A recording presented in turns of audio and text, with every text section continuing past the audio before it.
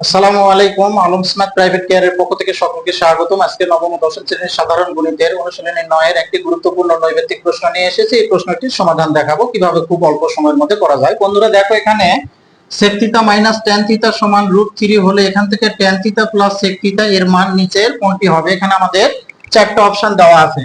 যেহেতু এখানে আমাদের মাইনাসের মান জানা আছে আর প্লাসের মান বের করতে হবে, তাহলে এখান থেকে কি করতে হবে? আমাদের একটা সূত্র জানা আছে, কি এখানে sec square theta minus tan square theta এটা সমান আমরা হলো জানি 1, আর a square minus b square এটা সূত্রে পড়ছে, তার মানে এটা a plus b into a minus b, a plus b into কত a মাইনাস b, এটা আমরা জানি ইকুয়াল কত 1।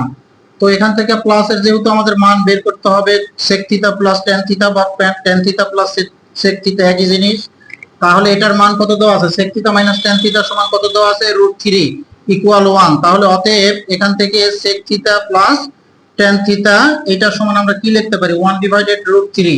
এটাই হলো আমাদের সমাধান। দেখো ক নাম্বার অপশনে এটা আছে।